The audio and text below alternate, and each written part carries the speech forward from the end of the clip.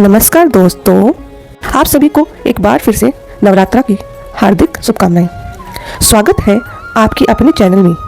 नवरात्रि के इस पावन अवसर पर आज हम बात करेंगे माँ दुर्गा के चौथे स्वरूप माता कुष्मांडा की, जिनकी पूजा नवरात्रि के चौथे दिन अत्यंत श्रद्धा और भक्ति के साथ की जाती है। माता कुष्मांडा को सृष्टि की आदि शक्ति माना जाता है। वह शक्ति जिनसे इस संपूर्ण ब्रह्मांड की उत्पत्ति हुई है। धार्मिक मान्यताओं के अनुसार जब चारों ओर केवल अंधकार ही अंधकार था, जब ना कोई जीव था और ना कोई सृष्टि, तब माता कुष्मांडा ने अपनी एक मंद मुस्कान से पूरे ब्रह्मांड की रचना की। यही कारण है कि उन्हें आदि सृष्टि की रचयिता कहा जाता है।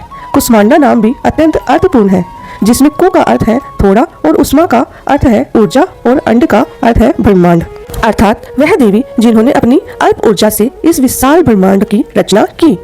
माता कुष्मांडा का स्वरूप अत्यंत दिव्य और तेजस्वी है। उन्हें अष्टभुजा देवी भी कहा जाता है, क्योंकि उनकी 8 भुजाएं हैं। उनके हाथों में कमल पुष्प, धनुष बाण, चक्र, गदा, अमृत से भरा कलश, जपमाला और कमंडल सुशोभित रहते हैं।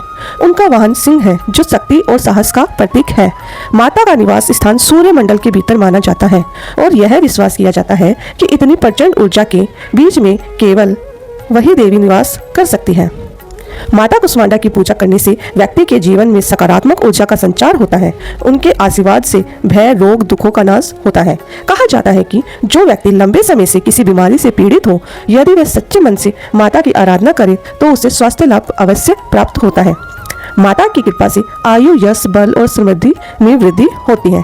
पौराणिक कथाओं के अनुसार जब तीनों लोकों में असुरों का अत्याचार बढ़ गया था और देवता भी भयभीत हो गए थे, तब माता कुष्मांडा ने अवतार लेकर उन दैत्यों का संहार किया और संसार में धर्म की पुनः स्थापना की।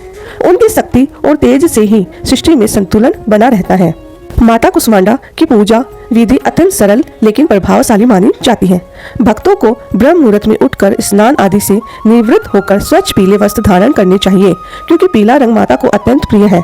इसके बाद सूर्य देव को जल अर्पित करना चाहिए और व्रत का संकल्प लेना चाहिए। पूजा की शुरुआत में सबसे पहले कलश स्थापना की जाती है और फिर ब्रह्मा, विष्णु और महेश का ध्यान कर उनका आह्वान किया जाता है। इसके पश्चात माता कुष्मांडा को फूल, माला अर्थात सुगंधित वस्तुएं अर्पित की जाती है।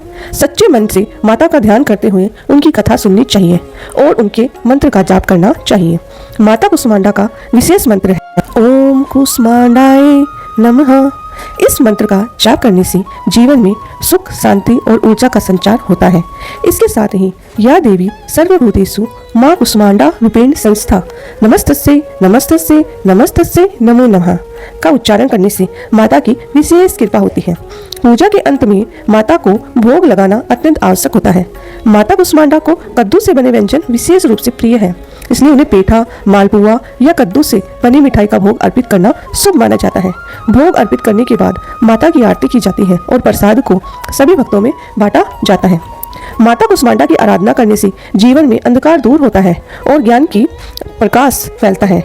उनके आशीर्वाद से व्यक्ति के सभी पाप नष्ट होते हैं और उसे मोक्ष की प्राप्ति का मार्ग प्रशस्त होता है। जो भी भक्त सच्चे मन से उनकी पूजा करता है और उनके जीवन में कभी भी ऊर्जा और उत्साह की कमी नहीं होती।